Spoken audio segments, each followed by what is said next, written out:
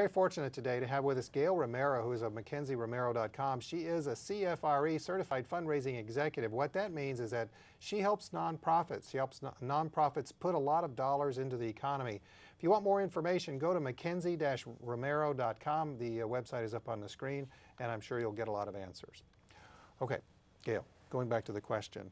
Would your approach to fundraising be the same for a group like Operation Rescue, which works with the homeless people, be the same for a group that is a large biomedical research facility?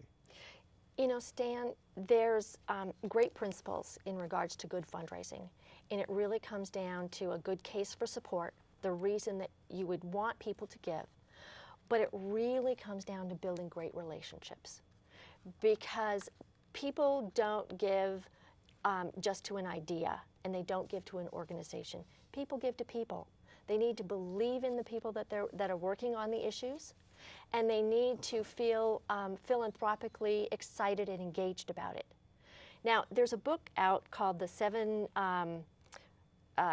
Principles of People's Personalities and Why They Give.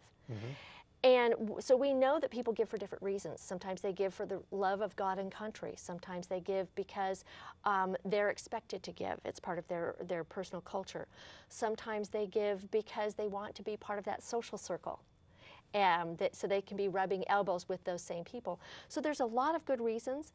So it comes really down to, can we provide them an opportunity to feel engaged in an organization? Can we provide them an opportunity to find out about the organization, to become involved in the organization, and then to invest in the organization? So in today's technology-driven world, are those principles still the same, or how does technology impact giving, I guess?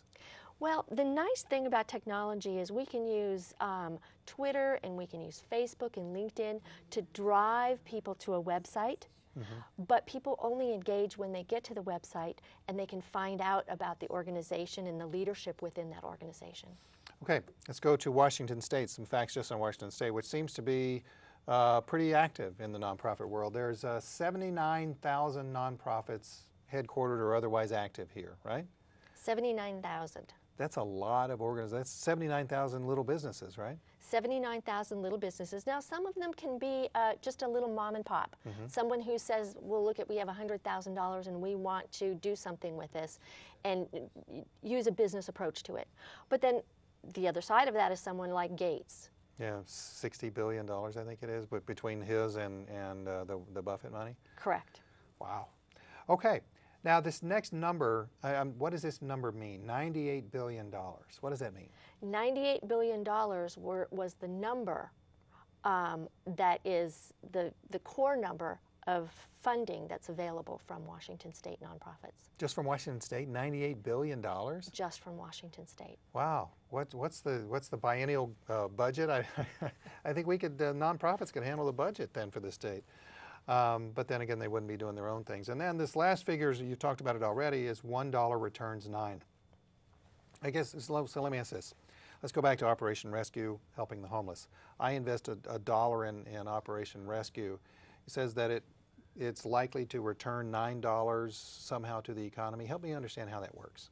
Well, their dollar will help feed people or provide housing for them. Well, that housing then that they provide pays for someone who owns the building so that they can make their mortgage payment. And then the bank who gets that money then has money that they can lend to other people. If they feed that person, they go buy food. They need electricity to cook the food. They need dishes and plates and things to serve the food. So you see, it just grows exponentially. Yeah, I see. It's kind of like that circle of life, and I hear Elton John singing, and exactly. but it is that. But in the nonprofit sector, it seems to be much more dramatic because of, why is that? Why is it more dramatic in the nonprofit sector than it is in the business sector? Well, because we intrinsically, going back to what Aristotle said, it's tough to give the money away. It's important to figure out where you want to give it. It's important to find out and to engage. And we as people love to know that we're doing good. So because in the charitable standpoint, I can direct where my money is going to go, it's different than paying taxes where you just pay taxes into the government, and it would be great to be able to say, well, I only want my money to go to roads, or I only want it to go to transit. But I can't say that. But if I want my money only to go to helping the homeless, I can do that. Exactly. Okay. In fact, it's very encouraging to find out how nowadays people are really investing their time to find out about the organizations that they're giving money to, rather than just writing a check. They want to be partly involved in what's happening.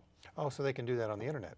They can do it on the internet. There are many opportunities to get, GuideStar is a perfect example. GuideStar? GuideStar. They can check in and find out if this is a viable organization. They can look at their 990s to find out what their senior executives are being paid. They can find out how much money they invested and what they did with their programs. I want to go back to 2007. This is an article in the Seattle Times. The headline is "Philanthropy Creates an Economic Hub in the Region." And the first quote is, "We're on the threshold of an industrial revolution in this new industry of giving," said Matthew Bishop, an American business editor of The Economist. And here he was talking about this particular area here that we live in. Again, this was January of 2007. And I want to go local with that just a little bit. So let's actually go to the next article, or the next part of the article. This was quotes from Governor Gregoire in 2007. Her first quote is about healthcare and biomedical advances. She was talking about this is what's going to happen, and this was in her state of the state. So let's skip over that, the healthcare, because we're going to talk about that later. But something else that she talked about, biofuels. The alternative energy field can help the environment and create jobs. Did that happen? No. A simple answer is no, it didn't happen. One of the concerns with biofuels, and there's been a lot of talk going back and forth about this, but there was some concern when biofuels first started coming out, particularly the ethanol and the corn production, that monocrops were being developed and taking away some of the micronutrient crops to really expand on the capabilities of providing ethanol.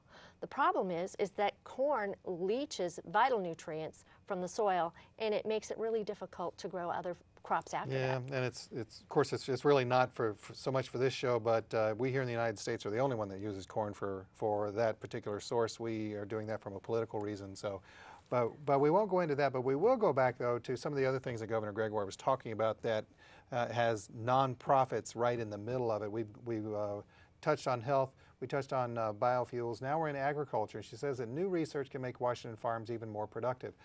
So is there a growing research industry in agriculture here in Washington State?